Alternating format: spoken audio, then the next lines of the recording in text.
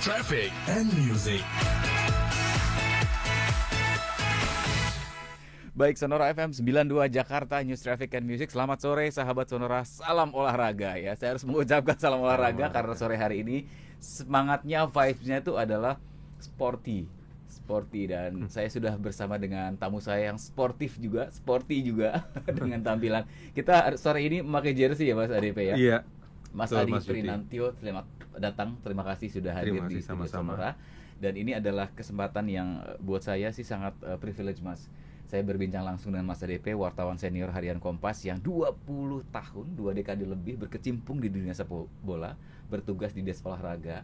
Dan jadi menguasai betul. Saya takut salah ngomong nanti kalau Santai aja Mas Yudi, kita bikin rileks. jadi kalau bicara sejarah pasti beliau tahu lah, dari Liga Eropa, kemudian Liga Indonesia, bahkan sampai ke liga-liga dunia sepak bola yang sekarang sedang kita rasakan hype-nya juga di tahun ini sahabat Sonora. Bahkan nanti malam dini hari adalah pertandingan pertamanya. Ya. Tentu kita akan bahas bersama Mas ADP. Dan yang membuat saya sangat antusias untuk berbincang menyambut Mas ADP, Mas Adi Prinantio, panggilan akrabnya ADP ya kalau Ya. di Kompas, adalah beliau baru saja meluncurkan ya 2 buku menarik di tangan saya. Warnanya catchy sekali, orange dan biru. Ini kayak bendera Brazil loh Mas kalau. Dan ini orange, ingat Belanda gitu ya. Belanda, Dan ya. Belanda. Dan ini adalah apa sebetulnya ragam warna sepak bola kita semua. Jadi 2 buku dalam satu sesi di launching ya. Saya pekan lalu ya Mas. Kan lalu hari Jumat ya. Berkesempatan untuk hadir langsung dalam launching buku ini dan mendapatkan banyak insight dari Mas Adi yang sudah berkarir di dunia jurnalistik dalam olahraga ini Mas. Tapi Ya. mungkin untuk sahabat Sonora boleh sharing Mas, ragam warna sepak bola kita semua ini, boleh cerita sebetulnya isinya apa dan kenapa Mas ADP kemudian meluncurkan buku hebat ini Mas. Oke, Luar biasa baik. ini. Terima kasih Mas Yudi dan selamat sore sahabat Sonora ya. Terima kasih, saya juga merasa terhormat untuk diundang dalam sesi ngopi sore ini gitu ya. Jadi mengapa meluncurkan buku Mas Yudi ini sesuai dengan pesan dari tokoh pendiri Kompas, salah satu pendiri Kompas yaitu Pak Yaakob Utama, bahwa mahkota karya wartawan itu adalah menerbitkan buku. Dan seiring bahwa kalau total masa kerja saya di Kompas, di harian Kompas itu 25 tahun. Nah, di antara 25 tahun itu 20 tahun diantaranya saya memang menulis olahraga dan menulis sepak bola. Termasuk ketika sudah tidak di desk olahraga lagi, saya masih menulis kolom sepak bola gitu.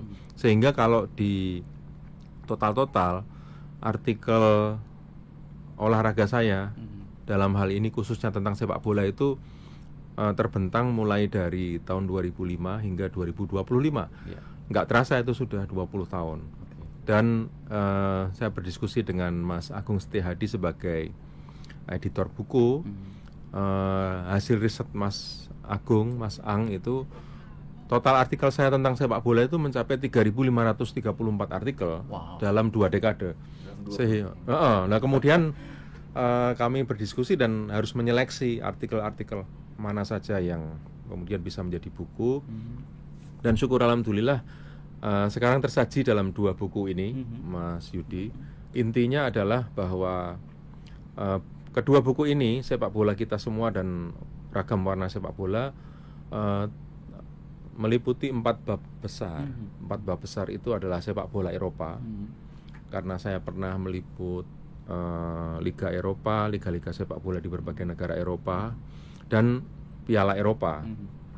Kemudian sepak bola dunia, karena juga saya pernah meliput Piala Dunia, beberapa event Piala Dunia, diantaranya di Brasil 2014 dan Qatar 2022 untuk beberapa pertandingan tertentu. Kemudian bab tentang sepak bola nasional, karena saya juga meliput Liga Indonesia di tahun 2005 sampai 2010 itu saya intens di situ, dan ternyata masalah-masalah Liga Indonesia ketika itu masih relevan dengan kondisi kekinian Liga Indonesia kita, sehingga belum banyak berubah.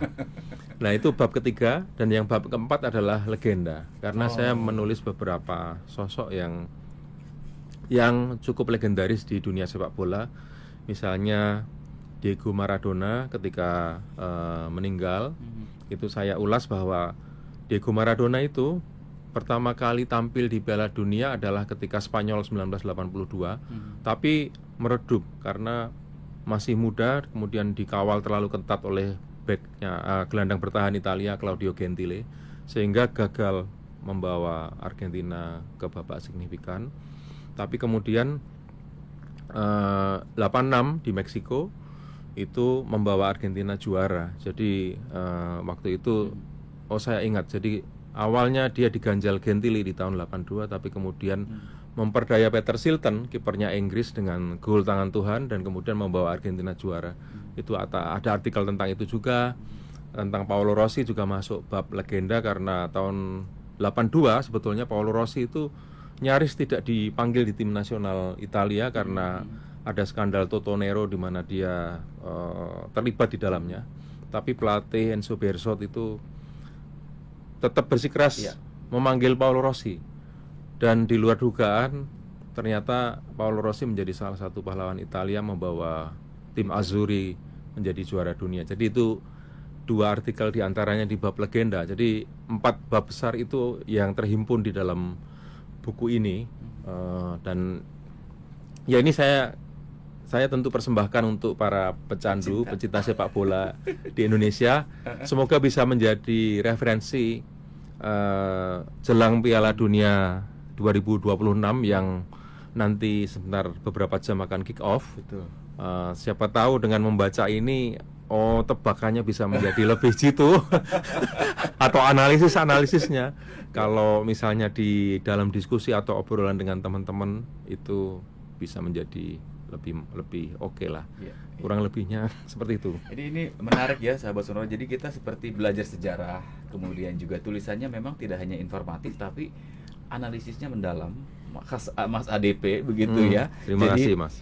Betul-betul dikaitkan dengan kondisi kadang sosial, politik, ekonomi saat itu yang terjadi gitu. Ya. Ini menarik, memberikan insight kita bagaimana perkembangan dunia sepak bola dari masa ke masa seperti itu. Tapi menulis sepak bola tentu kan sebenarnya kalau bukan orang passion, ini 20 tahun Mas ADP menggeluti itu. Ya. Dari umur berapa sih Mas sebetulnya gandrung sama bola? Gandrung sama sepak bola. Itu gandrung sejak kecil sebetulnya, karena saya dulu kan lahir di Semarang, dan kemudian saya hobi menonton siaran sepak bola atau any kind of sports sebetulnya. Mau sepak bola, mau bola voli, bulu tangkis, saya seneng. Tapi khususnya terutama sepak bola. Jadi saya nonton siaran sepak bola di TVRI, dari gelanggang ke gelanggang, Liga Jerman, kemudian tim nasional, itu dari kecil, dari SD. Kemudian kakek saya berlangganan Kompas di tahun 1970-an. Jadi ketika saya umur 8-9 tahun, itu ketika saya singgah di rumah kakek, saya selalu membaca Kompas, dan kemudian seringkali membacanya itu halaman olahraga. Sehingga saya hafal klub-klub Galatama waktu itu, Niak Mitra, Warna Agung beserta pemain-pemainnya, legenda-legendanya, Roni Patinasarani, Risdianto, Dede Sulaiman dan sebagainya. Dan kemudian ketika Kompas menerbitkan tabloid bola di tahun 84, saya juga menjadi pembaca fanatik tabloid bola, sehingga referensi tentang sepak bola itu menjadi lebih komplit lah, lebih komprehensif ketika itu. Nah, dari situ Mas Yudi, dari kecil jadi kecintaan itu muncul. Kecintaan itu dari kecil. Fortunately, sangat beruntung ya. Ketika saya masuk Kompas di tahun keempat kalau nggak salah, 2005. Di tahun keempat menjadi karyawan Kompas, saya masuk di Des Olahraga, diterima di Des Olahraga. Jadi saya bertemu masa kecil karena langsung diminta untuk menjadi penulis sepak bola. Jadi hobi saya yang sejak kecil itu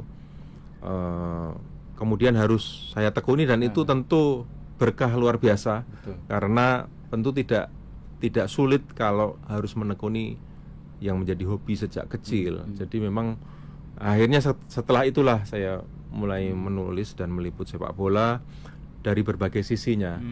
Jadi kalau Romo Sindunata itu suhu jurnalisme Kompas yang syukur alhamdulillah bersedia untuk menulis kata pengantar, beliau juga penulis kolumnis sepak bola ternama, itu menyebut bahwa Kompas juga perlu memanggungkan isu kemanusiaan dalam sepak bola, karena di dalam sepak bola itu ada kisah keberhasilan, kegagalan, perjuangan, nasib, ketidakberuntungan.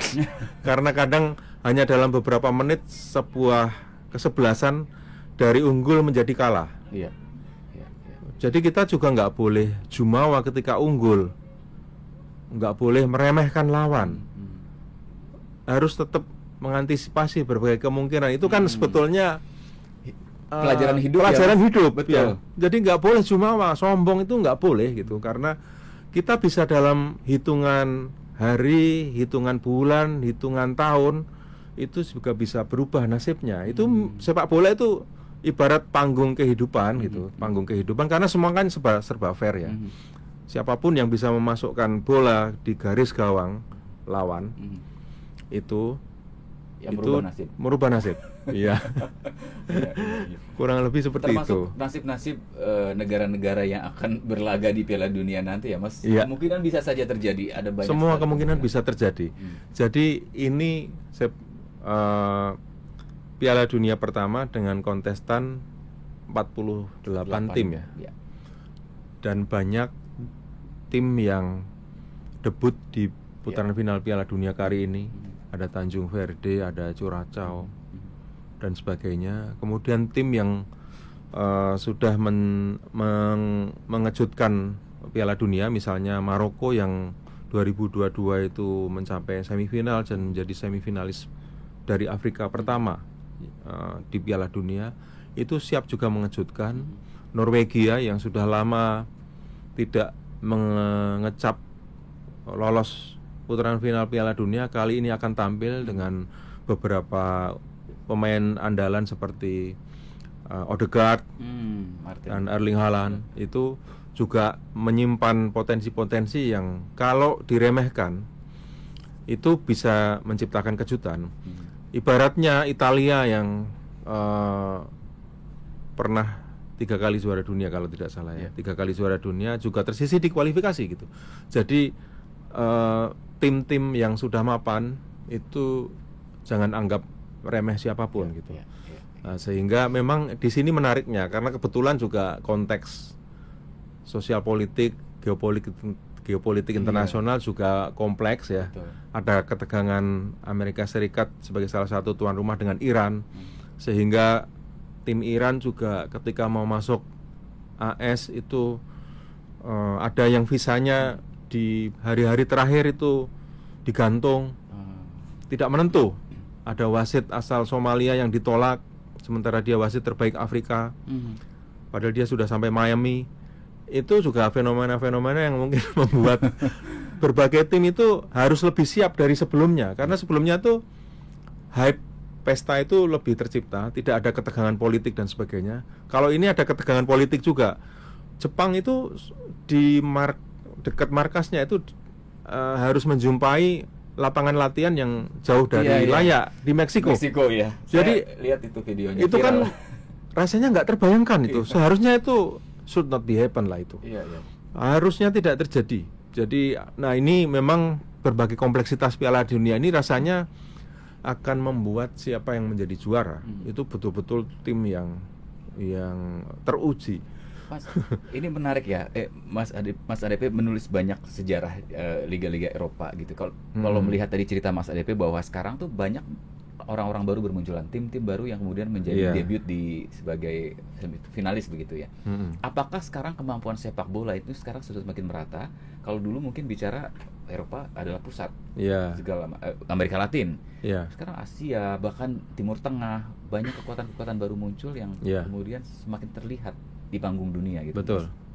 Yang pertama faktor penggunaan sport science ya, ilmu pengetahuan keolahragaan.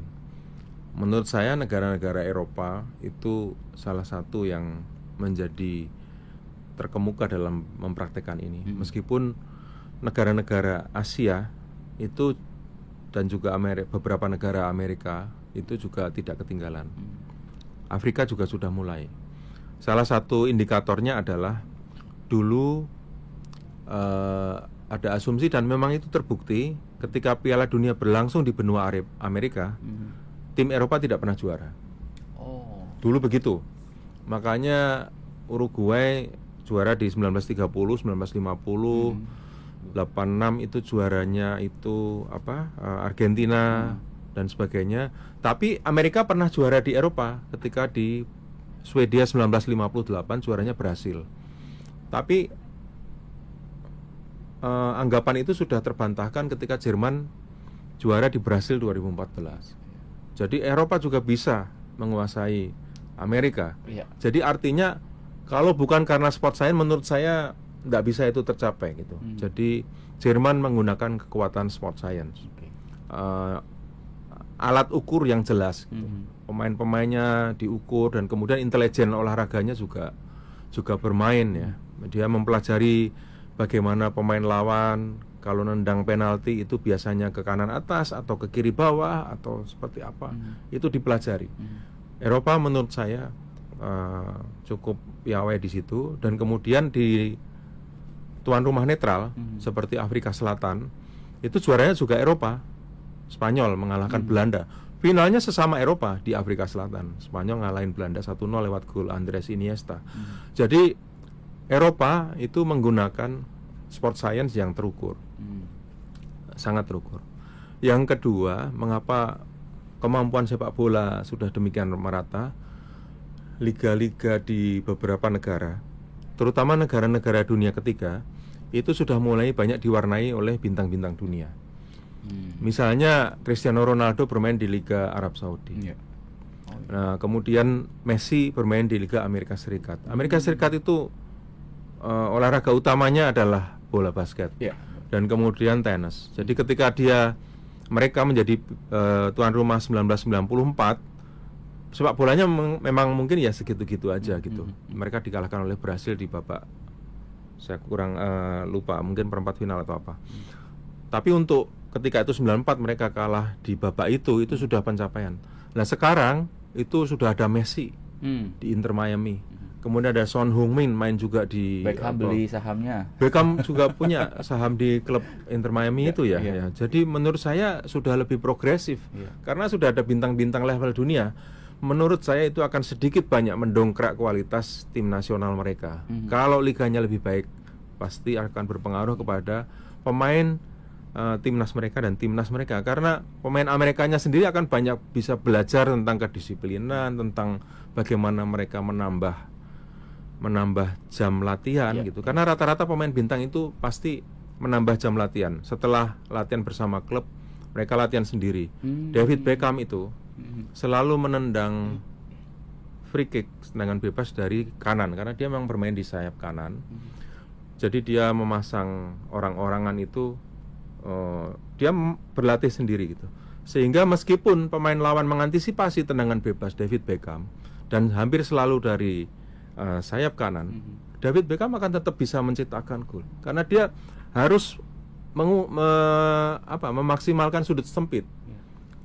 Pasti pemain lawan akan berjaga. Messi juga begitu, dia menendang dengan kaki kiri dan dia akan bisa melihat sudut sempit di mana.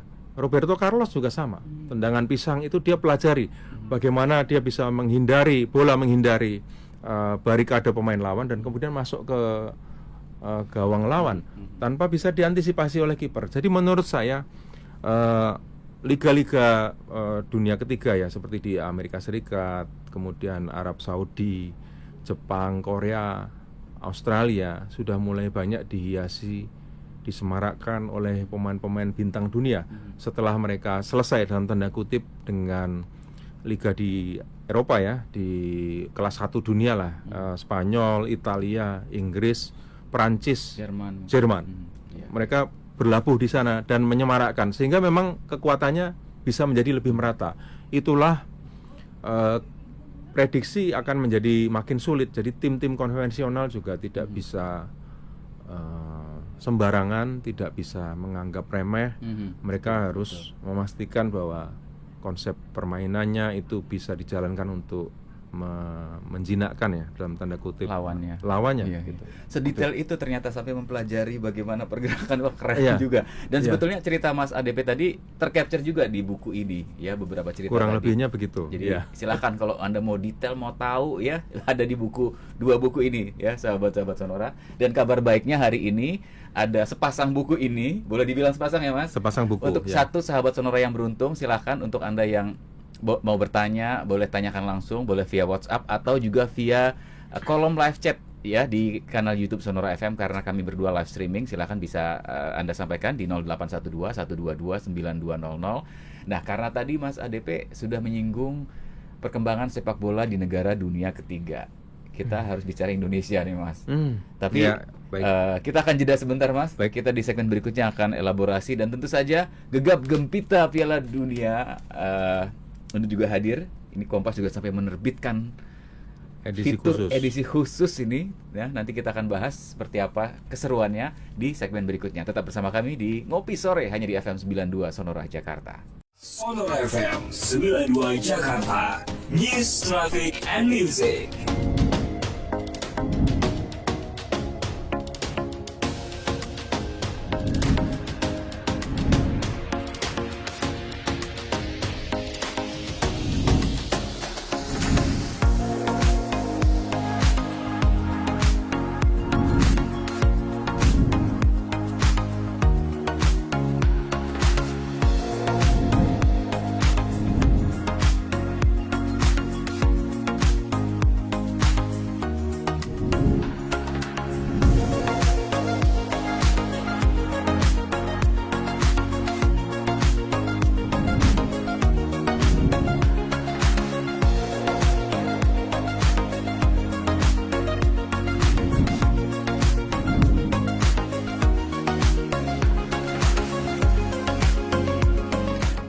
Sonora FM 92 Jakarta.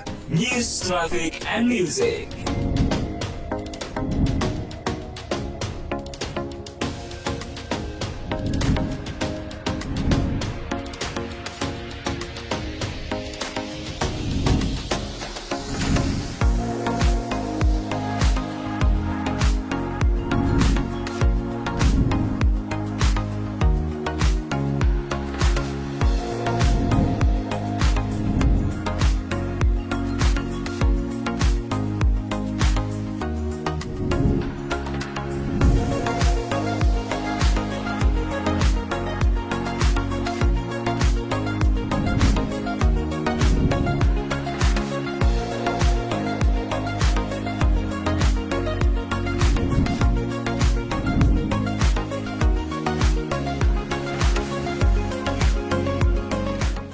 Sonora FM 92 Jakarta. News, Traffic, and Music.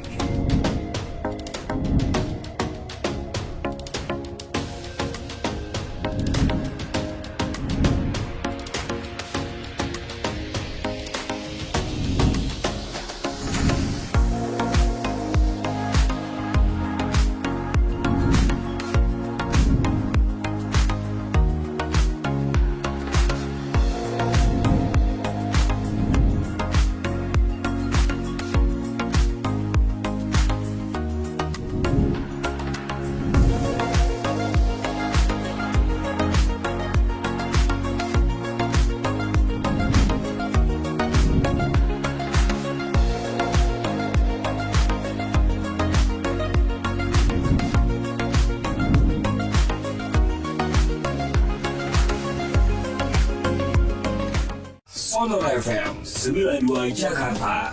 News, Traffic, and Music.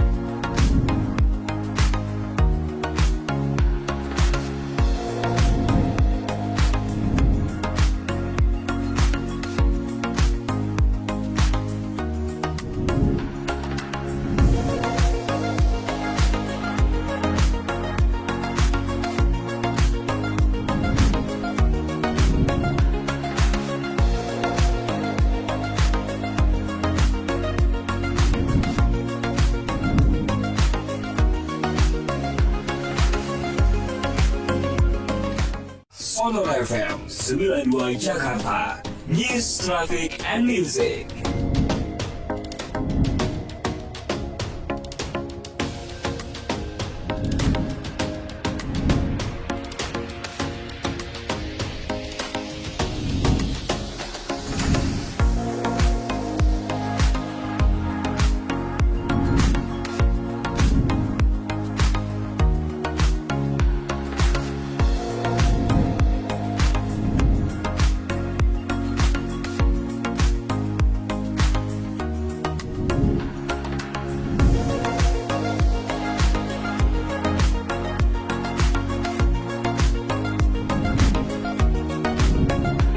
Ya, di tangan saya sekali lagi sahabat-sahabat Sonora ada buku karya terbaru Mas Adi Prinantio dari sekian ribu, berapa ribu Mas Adi? 3.500-an. Yang berhasil dikurasi dan akhirnya masuk ke sini. Iya, Ini- ya berapa ya? Ini 1.000. the best. Iya. Betul-betul pilihan artikel-artikel dari tahun 2005 sampai 2025, 20 tahun. Dan traveling kemana-mana dong Mas. Iya, syukur alhamdulillah. Paling berkesan yang kemana Mas dari sekian banyak liputan? Iya, kalau saya boleh cerita, yang full itu dan itu cukup mengesankan bagi saya adalah di Euro 2008 ya, Piala Eropa di Swiss dan Austria. Kemudian yang full juga adalah Piala Dunia di Brasil 2014. Ya, dengan kepercayaan itu bagi saya sih seneng kalau artikelnya dibaca dan kemudian analisisnya itu dikomentari oleh teman. Oh, ya itu. Misalnya ketika saya meliput Belanda melawan Italia di grup neraka Euro 2008 itu. Nah, ketika itu Belanda menang telak ya. Kalau tidak salah 3-0. Dan itu memang karena salah satunya adalah mereka punya trio gelandang serang yang waktu itu sangat bagus ya. Ada di Dirk Kuyt, kemudian Wesley Sneijder dan Klaas-Jan Huntelaar dalam formasi 4-2-3-1. Nah, sementara di ujung tombaknya adalah Ruud van Nistelrooy.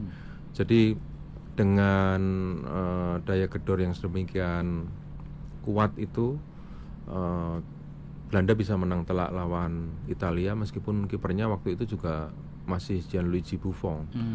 Nah, tapi sebetulnya mengapa Belanda bisa demikian telak itu antara lain karena adanya dua gelandang bertahan, salah satunya adalah Orlando Engelhard.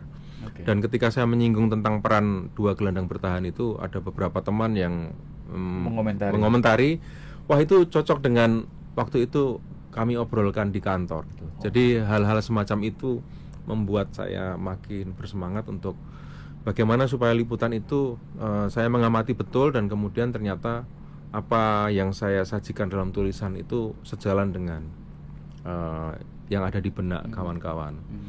Kemudian yang menarik kedua itu ketika saya menurunkan artikel berjudul, saya masih ingat tuh, Tarian Lunglai Bintang Loyo sebelum Piala Dunia Brasil 2014. Itu tentang pemain-pemain dari 3 negara yang sudah lelah di kompetisi di liga mereka gitu ya. 3 negara itu adalah Italia, Spanyol, dan Inggris. Jadi mereka sudah sangat habis-habisan di liga domestik dan juga Liga Champions karena banyak sekali kejuaraan dan mereka harus semua ikuti, sehingga pemain-pemain itu sudah didera kelelahan amat sangat. Italia, Spanyol, dan Inggris dengan grafiknya. Apa hasilnya? Ketiga negara itu memang tersisih di babak grup, di fase grup. Jadi prediksi itu terbukti ketika mereka akhirnya tersisih di fase grup gitu. Jadi analisis itu alhamdulillah terbukti. Dan itu juga memancing diskusi di kalangan teman-teman. Artinya memang faktor kelelahan dari pemain profesional yang pada akhirnya membela negara mereka di perhelatan Piala Dunia itu masih menjadi pekerjaan rumah bagi para pelatih tim nasional. Dan ini rasanya juga terjadi sampai di Piala Dunia yang 2026 ini.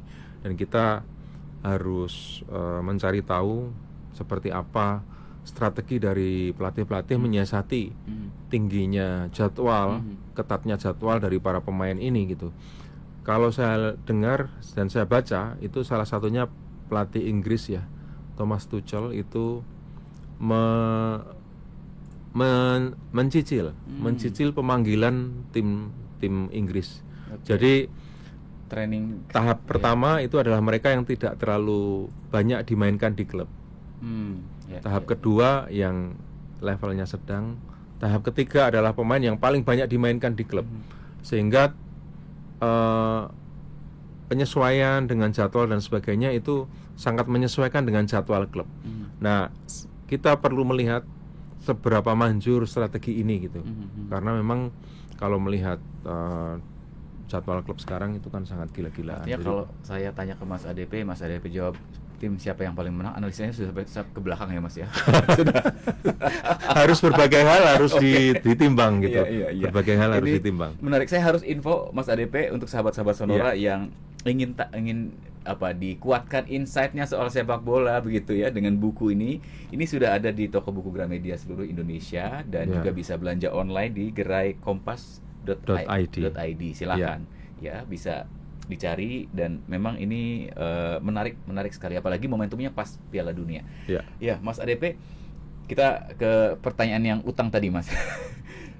Indonesia. Oh ya, baik, negara Liga kita domestik tercinta kita. lah. Kalau tadi kita katakan sudah mulai merata nih, bagaimana dengan Indonesia dengan Super League yang 2 seri atau 3 seri ya Mas ya sudah terjadi berlangsung dan Persib hat-trick gitu. Apakah kualitas sepak bola kita juga sudah mulai kelihatan nih?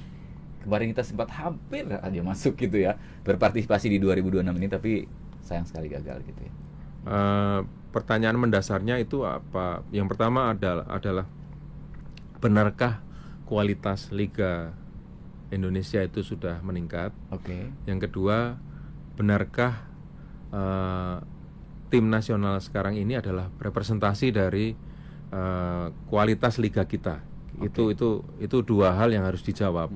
Nah, kalau benarkah Liga Indonesia itu sudah benar-benar kualitasnya meningkat, itu bisa kita lihat bagaimana misalnya struktur pemain yang mendominasi mayoritas klub-klub kita. Itu masih banyak sekali pemain-pemain asing ya, kalau kita bisa melihat, dan starter dari pemain asing itu sudah 8 ya sekarang. Sehingga hanya menyisakan 3 pemain domestik. Artinya apakah liga kita itu sudah betul-betul berkontribusi terhadap pembinaan pemain domestik, itu pemain bisa lokal. jadi indikator ya Mas ya? Menurut saya iya. Kalau level Liga Inggris, Liga Jerman, Liga Prancis itu pemain-pemain lokalnya itu sudah sangat termatangkan oleh liga mereka. Mereka sudah bisa bermain sama kompetitifnya dengan pemain asing di liga mereka. Bahkan sudah banyak nyetor pemain ke liga-liga di luar negara mereka. Kalau kita kan masih sangat terbatas pemain bermain di liga asing. Jadi kita masih harus menyempurnakan liga nasional itu dengan membuat lebih banyak jam tanding bagi pemain domestik. Menurut saya itu sampai kapanpun adalah rumus yang menurut saya tidak bisa terbantahkan. Nah, kalau kita terlalu banyak memberi panggung bagi pemain naturalisasi, pemain asing, maka yang banyak mengambil manfaat adalah negara-negara asing, pemain-pemain asing itu. Dan kemudian kalau timnas kita itu masih banyak didominasi oleh pemain-pemain naturalisasi, itu bukan cerminan atau wajah real dari tim nasional Indonesia. Kalau itu katakanlah gimmick untuk menambah antusiasme publik, kecintaan kepada sepak bola dan timnas kita, sebagai jangka pendek paling jauh jangka menengah tidak masalah. Tapi harus diiringi dengan pembenahan yang serius terhadap liga nasional kita, liga terbaik kita. Itu harus diselingi dengan pembinaan itu, sehingga long termnya tetap harus pembinaan liga nasional, liga domestik kita, dan kemudian kedepannya liga domestik yang berkualitas itu pada akhirnya kita harapkan bisa memperbaiki kualitas tim nasional kita. Karena dulu juga kita punya liga yang baik, relatif baik, kompetisi Galatama, dan kemudian juga pemain-pemain kita di tahun 70-an sampai 80-an itu bisa bersaing di level Asia Tenggara dan Asia itu dengan pemain-pemain domestik. Nah, pemain-pemain domestik kita dulu juga cukup diperhitungkan. Jadi soal talenta sebetulnya kita tidak kekurangan. Oke. Hanya sistem pembinaan yang mungkin perlu diperbaiki, dan rasanya kita sudah mendiskusikan ini sejak berkali-kali puluhan tahun, tapi belum terwujud, terwujud juga. Kita senang bahwa antusiasme terhadap timnas itu terus bergelora dari waktu ke waktu. Hanya apakah betul-betul talenta-talenta muda kita itu terangkat melalui liga dan kemudian pada akhirnya terentaskan mengikuti mendominasi timnas, itu rasanya masih belum. Saya menangkap sekali kegelisahan Mas ADP tadi soal pembinaan talenta muda kita, padahal kita nggak kekurangan. Meskipun sekarang di komposisi timnas misalnya ada Persib penyumbang Sadil Ramdhani, Beckham Putra, Persija juga ada Doni Tri, Rizky Ridho, kemudian juga Raihan Hanan gitu ya.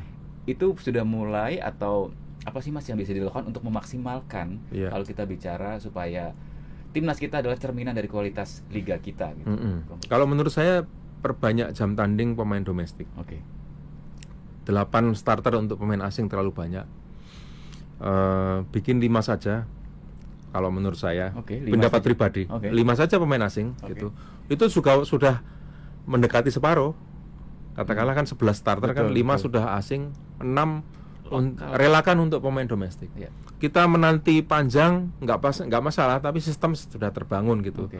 Jadi ya saya sering menjadikan contoh kasus baik itu, contoh baik adalah Jepang, karena Liga Jepang itu belajar dengan serius dan kemudian mereka mematangkan sistem kompetisi mereka itu dengan serius. Mereka sempat mengistirahatkan liga mereka itu setahun untuk membuat sistem yang baik dan seprofesional mungkin, dan Jepang sudah menuai hasil itu saat ini ketika mereka sudah menjadi langganan tim Asia yang lolos ke putaran final Piala Dunia, sudah sering menjadi juara Piala Asia, dan sudah memasok pemain mereka ke liga-liga Eropa, banyak bermain di Jerman, di Inggris, Takehiro Tomiyasu, kemudian Wataru Endo dan sebagainya. Itu sudah contoh baik ya, selain tentu mungkin Korea dan sebagainya. Itu menurut saya contoh yang baik. Jadi kita nggak perlu kiblat jauh-jauh ke Eropa, itu mungkin terlalu jauh. Menurut saya ya kiblat terdekat ya bisa ke Jepang, dan itu tempat bertanya yang baik. Jangan malu bertanya, karena toh pepatah juga bilang malu bertanya sesat di jalan. Daripada kita menebak-nebak, itu bertanya kepada tempat yang benar. Itu menurut saya salah satu upaya awal untuk kemajuan liga kita. Karena setiap ganti misalnya ketua PSSI itu kan polisinya tiba-tiba baru lagi, formulasinya baru lagi. Jadi kalau kita bicara benchmarking, sebetulnya Jepang itu ideal untuk menjadi rujukan kita. Iya, untuk level Asia membangun timnas kita. Level Asia, Jepang itu contoh baik. Benchmark yang pantas kita tuju. Karena kalau kita lihat komposisi timnas kita sekarang banyak dari Belanda. Jadi Belanda bisa jadi rujukan juga atau? Belanda juga bisa, karena Belanda itu salah satu negara dengan pembinaan pemain muda terbaik di dunia. Jadi makanya banyak pemain ex Ajax juga kemudian bermain di liga-liga elit Eropa. Kemudian pelatih Ajax karena mungkin, dan klub lain ya kayak Feyenoord atau Utrecht, kemudian satu lagi yang PSV Eindhoven. Itu juga banyak menjadi ladang penggodokan pelatih sebelum ini. Gus Hiddink itu juga sebelumnya sukses di PSV Eindhoven, lalu baru kemudian di klub-klub besar Eropa, dan kemudian membawa Korea Selatan sampai ke semifinal Piala Dunia. Event itu sedang di negaranya sendiri, tapi itu salah satu lihat bagaimana kompetisi di Belanda juga mematangkan pelatih dan pemain. Kalau kita mau serius, bukan hanya menaturalisasi pemain berdarah Indonesia, Ya. tapi tiru sistem pembinaannya, totalitas. Ya. Jadi klub-klub kontestan liga profesional kalau tidak punya pemain muda berjenjang, jangan jadi kontestan liga profesional. Gitu. Kalau perlu sedikit juga nggak apa-apa. 8 klub, asal klub itu punya sistem pembinaan yang Baik. terjamin baik. Ya, ya, ya, ya. Ya, klub-klub yang belum mencapai itu, ya jangan harap gitu. Jangan harap, tunggu sampai dia mematangkan sistem pembinaan sepak bola berjenjang, baru bisa ikut. Nah, sekarang itu kan banyak kompromi ya menurut saya dalam sistem persepak bolaan nasional, sehingga kurang di sini oke, masih bisa ikut, kurang di sini masih bisa ikut. Nah, ini sistemnya dulu yang harus dipastikan gitu. Dan klub menyesuaikan dengan sistem. Ya. Syaratnya syarat yang tidak boleh ditawar. Sistemnya gitu. harus kuat. Gitu Sistemnya yang harus kuat dan dijalankan oleh federasi yang memang ya tidak ada konflik kepentingan. Ya. Ya. Diakhiri dengan konflik kepentingan. Oke, tapi semoga sepak bola Piala Dunia tidak ada konflik kepentingan juga ya Mas ya. Ya, semoga. Semuanya karena Amin. semua mata tertuju pada Betul. Meksiko, Amerika dan Kanada. Ini laga Ya, ujian FIFA juga ini. Benar. Dengan konsep 48 tim Iya. untuk pertama kali. Ya. Karena dulu juga di era Sepp Blatter itu juga banyak sekali skandal gitu. Iya. Nah, ini Gianni Infantino. Gianni Infantino, ujian besar bagi dia. Ini ada pertanyaan Mas di YouTube ini terkait dengan jumlah tim ini. Sebentar ya.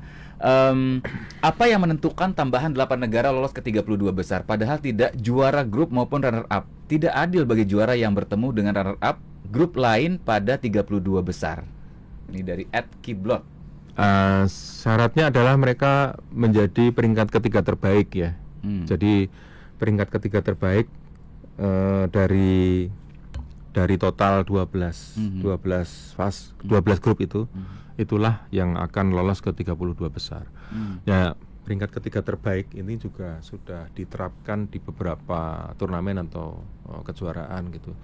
Nah, memang menjadi lawan yang mungkin lebih mudah bagi juara grup kalau ketemu dengan peringkat ketiga terbaik ataupun runner up gitu ya.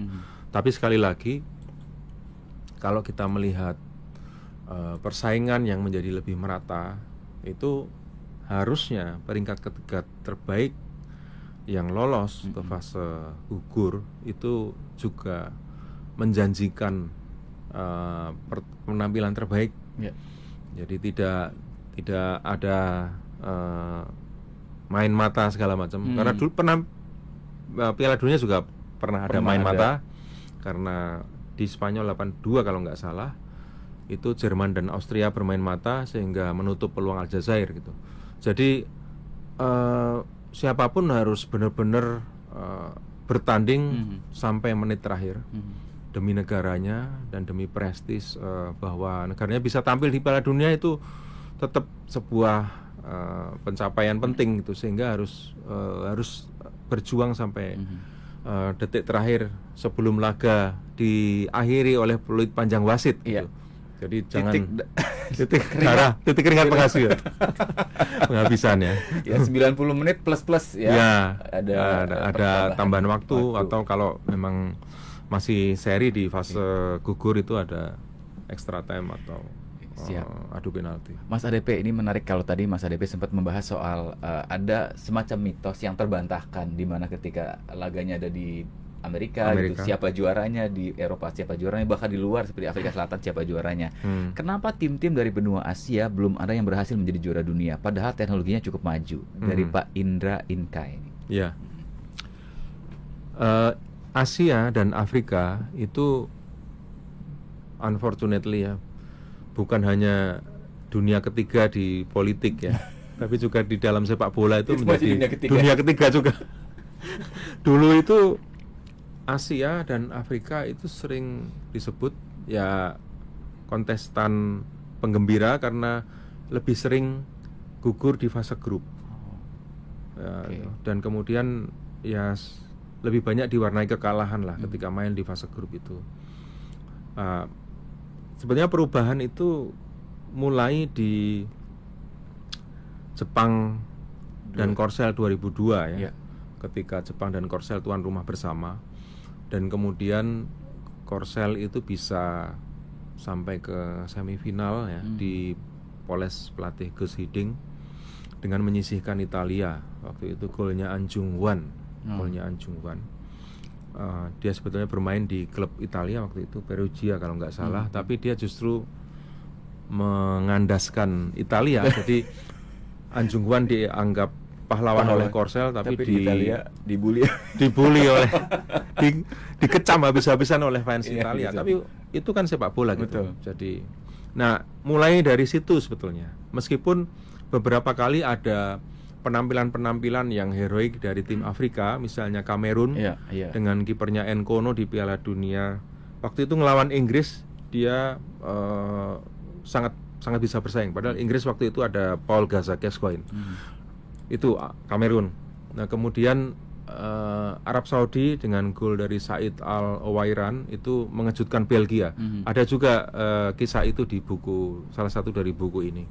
Jadi tapi itu kejutan-kejutan itu masih kejutan yang parsial ya, masih tiba-tiba seolah-olah itu keberuntungan. Tapi menurut saya mulai gengsi Asia dan Afrika itu mulai di Jepang Korsel 2002. Jepang waktu itu dengan sampai di babak fase gugur juga kalau tidak salah, di 16 besar kalau tidak salah. Nah kemudian gengsi Asia dan Afrika itu muncul lagi ketika Maroko. Maroko itu menjadi semifinalis Piala Dunia Qatar 2022. Itu gengsi Asia dan Afrika muncul lagi. Nah meskipun kalah dalam perebutan tempat ketiga kalau tidak salah dari Kroasia, tapi menjadi semifinalis Piala Dunia itu sudah pencapaian penting bagi Maroko dan juga Asia Afrika karena dia mewakili negara dunia ketiga di sepak bola. Nah Maroko kalau tidak salah akan menjadi tuan rumah bersama di 2030 ya, bersama dua negara Eropa. Jadi menurut saya sudah tidak lagi Asia dan Afrika dipandang sebelah mata. Hanya memang tantangan berikutnya adalah benar-benar menjadi juara dunia. Itu tantangan berikutnya bagi Asia, negara-negara Asia dan Afrika. Jepang itu sudah menggagas itu. Kalau Jepang sudah punya mau, itu rasanya juga bisa terwujud. Semua akan dikerahkan ya. Iya, semua akan dikerahkan. Sport tapi science-nya apanya bisa jadi mungkin bukan di perhelatan Piala Dunia kali ini. Bisa jadi Jepang akan mencapai babak signifikan, entah di perempat final atau semoga di semifinal. Tapi juara sih rasanya masih belum. Butuh waktu beberapa edisi lagi gitu ya Mas. Iya. Ya. Tapi penting tadi Mas, saya setuju ketika satu tim bisa menjadi juara mungkin akan mendongkrak kepercayaan diri tim-tim negara lain dari negara dunia ketiga ini ya. Betul. Mas. Dia bisa, kenapa kita bisa? Iya. Once Asia atau Afrika misalnya. Suatu saat negara lain pasti akan tergerak juga. Juga. Sepertinya ya FIFA harus memikirkan itu juga supaya ada. Sebetulnya FIFA sudah mulai membuat perencanaan ke sana itu dengan membuat negara-negara Asia dan Afrika sebagai tuan rumah. Dulunya kan tuan rumah itu hanya Amerika, Eropa. Karena memang diawali ya Uruguay di 1930 dan kemudian Swedia, Italia dan sebagainya.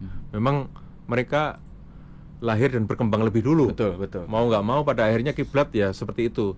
Hanya memang mengapa Asia dan Afrika menjadi bisa lebih kompetitif karena faktor di Amerika Latin liganya itu agak stagnan ya.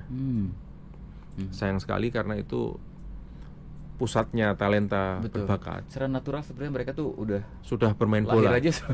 Ya, hanya liga lokalnya sayang sekali itu kurang dikelola dengan serius. Hanya pada akhirnya tim nasional sangat mengandalkan bakat-bakat Amerika Latin yang bermain di Eropa. Ya, ya, ya.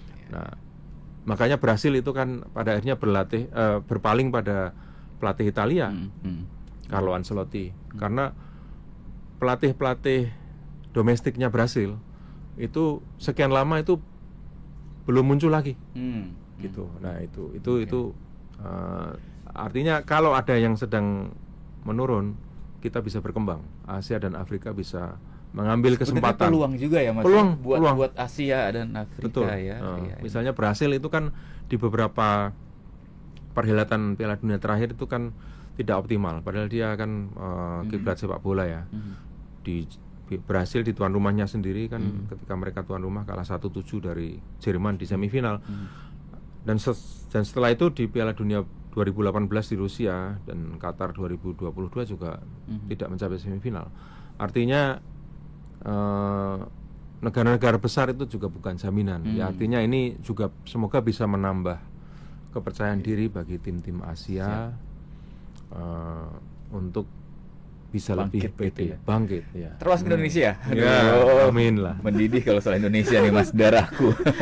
Dari Pontianak Pak Widodo nanya gini Mas, apakah ada pengalaman yang paling berkesan saat meliput pertandingan sepak bola di mana terjadi chaos, kerusuhan yang sangat brutal atau mencekam dan menjadi trending topik di berita internasional, dan bagaimana mengantisipasi jika tersebut terjadi?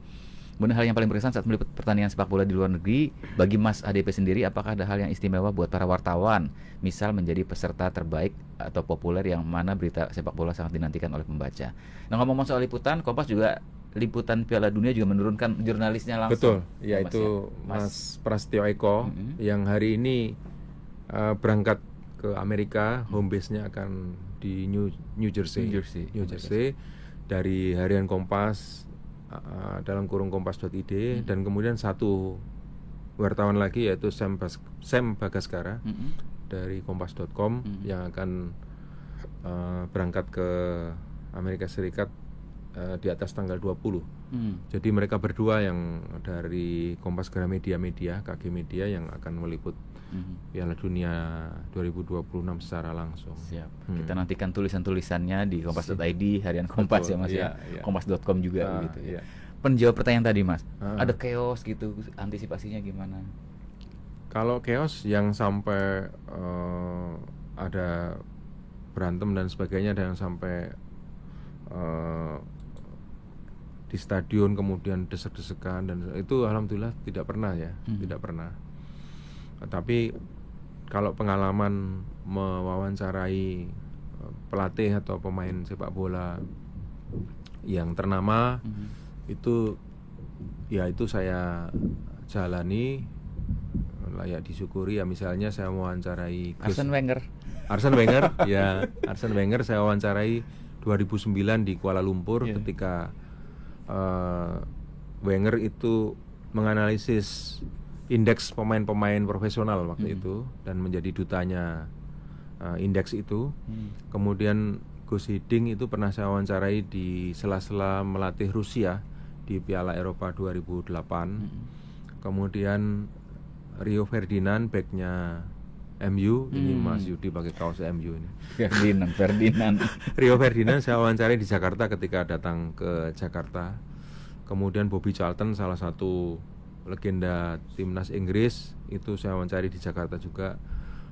Beberapa pemain yang saya wawancarai di mix zone-nya itu misalnya Cristiano Ronaldo, kemudian Deco ketika bermain untuk Portugal di Piala Eropa 2008 dan banyak pemain-pemain yang lain yang dulu rasanya pemain dan pelatih ya, dulu rasanya seperti mimpi bisa Face to face melihat langsung, langsung mereka bermain di lapangan dan kemudian saya wawancarai ya, dan menjawab dengan baik itu seperti mimpi ya. Tapi ya semoga itu bisa menjadi inspirasi bagi yang lain. Artinya kalau kita punya cita-cita, kita punya hobi itu jangan cepat dimusnahkan hanya karena pengaruh mungkin komentar orang lain. Karena orang lain itu belum tentu tahu kita yang tahu gitu. Ngapain sih sibuk-sibuk nonton sepak bola? Oh ternyata ketika saya menjadi wartawan tuh ada gunanya.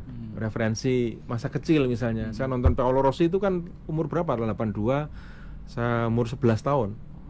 Kemudian ketika Paul Rossi meninggal, saya menjadi kolumnis olahraga di Kompas. Sehingga fakta masa kecil itu juga ternyata catatan masa kecil berguna untuk kemudian saya menulis kolam tentang Paul Rossi. Ibaratnya seperti itu.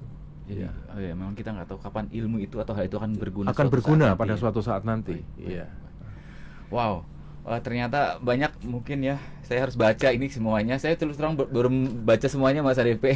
Yang rileks aja bacanya. Nanti tahu-tahu buku ini memang dianggap dikonsep untuk menjadi bacaan yang ringan. Jadi satu halaman itu hanya mungkin ada 3 atau 5 alinea. Harapannya nggak terasa akan habis sendiri. Sambil di KRL, sambil nonton nunggu terbang gitu kan, dimanapun ya teman-teman, atau ini bisa kan, ini handy sekali, bisa dibawa friendly gitu, bawanya juga gampang dibawa ya. Ini ada di Tokopedia Gramedia atau bisa juga online di geraikompas.id ya. Silakan teman-teman bisa didapatkan buku ini di seluruh Tokopedia Gramedia. Mas ADP, terima kasih banyak ya untuk terima kasih juga. Sebenarnya kurang nih Mas ngomongin 1 jam ini. Tapi kalau diminta untuk memilih 3 kata untuk mewakili buku ini, apa Mas 3 kata itu? 3 kata? Iya. Tidak harus 1 kalimat ya? Iya, 3 kata. 3 kata. Ini udah menit-menit terakhir nih. Agak mikir ya. Agak mikir ya. Keren dan harus dibeli. Oke. Keren, harus dibeli. Baik, itu 3 kata. 3 kata. Oke. Mas ADP sukses. Mudah-mudahan kita ketemu lagi nanti sepanjang Piala Dunia. Seru sepertinya. Dengan senang hati, Mas Yudi. Dan pertanyaan pamungkas ini dari banyak beberapa pendengar dan viewers kita, siapa juara dari Mas ADP? Kira-kira kuda hitam di Piala Dunia kali ini siapa? Kalau juara, saya agak condong ke Spanyol. Spanyol, oke. Mengapa? Nggak apa-apa, masih ada waktu ya. Boleh. Mengapa? Karena pelatih dari Spanyol itu agak mendominasi Eropa. Oke. Jadi 2 klub yang finalis Liga Champions, dua-duanya dilatih pelatih Spanyol. Paris Saint-Germain itu pelatihnya Luis Enrique dari Spanyol. Arsenal dilatih oleh Mikel Arteta, pelatih Spanyol juga. Kemudian Liga Eropa itu juaranya Aston Villa, klub Inggris yang dilatih juga oleh pelatih Spanyol, Unai Emery. Nah, Spanyol dilatih oleh De La Fuente yang juga pelatih Spanyol. Jadi menurut saya Spanyol ini negara yang juga sangat memajukan sepak bola, memajukan olahraganya. Tim basketnya beberapa kali juara dunia. Ada petenis top Rafael Nadal dari Spanyol. Jadi menurut saya Spanyol ini negara yang sangat memajukan sepak bola, dan pemimpin yang progresif itu adalah tahu bahwa olahraga itu bisa mengangkat harkat dan gengsi bangsa. Karena apa? Bendera itu bisa berkibar hanya untuk 2 hal. Pertama adalah kunjungan kenegaraan presiden, dan yang kedua kalau atletnya meraih medali emas. Dan kemudian lagu kebangsaannya dinyanyikan dengan bendera. Ya seharusnya pemimpin dimanapun negara sadar bahwa olahraga itu adalah hal yang bisa memajukan prestis negara. Untuk itu pemimpin yang berkemajuan itu harus berpikir untuk memajukan olahraga negaranya. Setuju. Kalau ini setuju sekali. ADP, terima kasih banyak ya. Dan saya harus membacakan satu pemenang yang beruntung mendapatkan buku dari Mas ADP ya, Sepak Bola Kita Semua, Ragam Warna Sepak Bola. Selamat untuk Pak Indra Inkai ya, nanti akan dihubungi oleh tim kami dari Sonora untuk proses pengambilan hadiahnya. Sekali lagi terima kasih Mas ADP. Sama-sama Mas Yudi. Sampai ketemu lagi di lain kesempatan, dan sampai jumpa sahabat Sonora. Terima kasih. Tetap bersama kami di FM 92 Sonora Jakarta, News Traffic and Music.